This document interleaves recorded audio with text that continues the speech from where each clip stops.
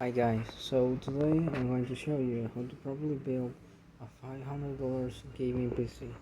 So first we have to start with the CPU, and for this one you have two options, either the Ryzen 5 5500 or the i3 12100F. For this build I'm going to choose the Ryzen 5 5500.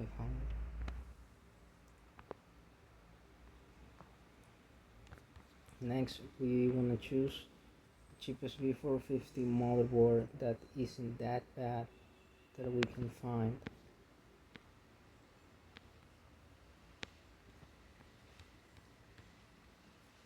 This one looks good. Then we're going to select the cheapest 16 GB kit that we can find here with decent speed and cache latency.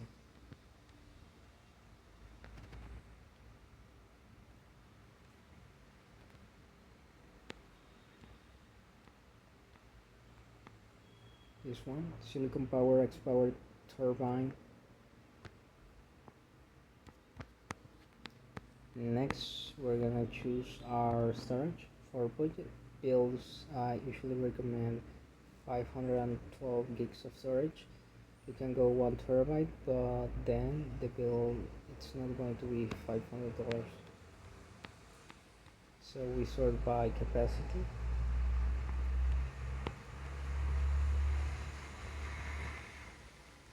We sort by price, low to high. And we're going to choose the cheapest one since this motherboard is only PCI Gen 3.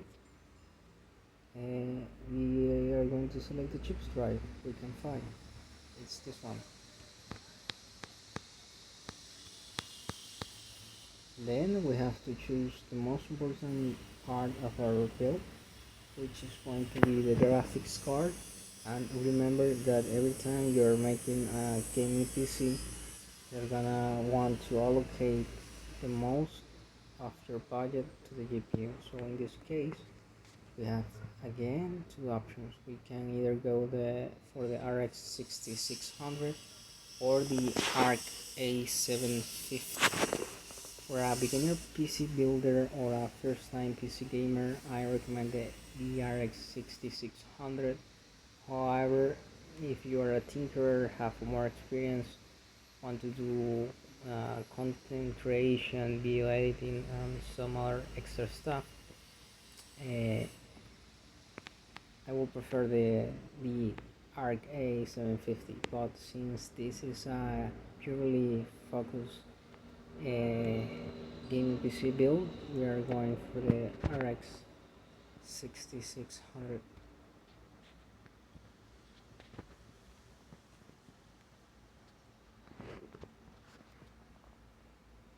Now you're always going to select the cheapest model. This is 1 GB Eagle. Now we only have left case and power supply. For the case, you're going to choose the cheapest micro ATX case that comes with at least 2 fans or 3 fans, so it brings a lot of value to the table.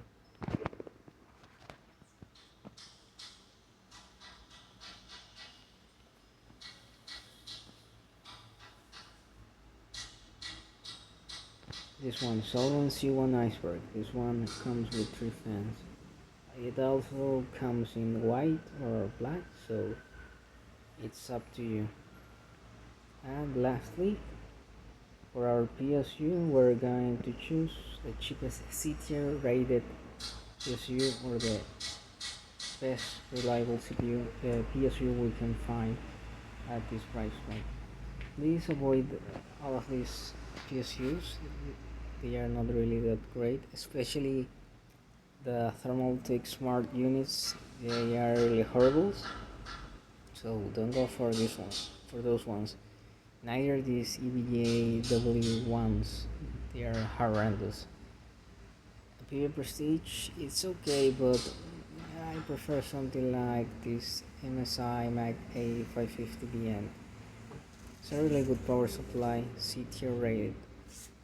So we select that one, and as you can see we have our build completed.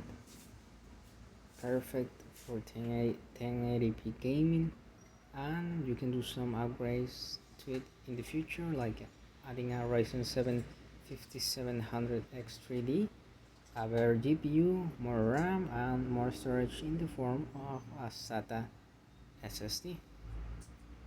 So as you can see, it's complete.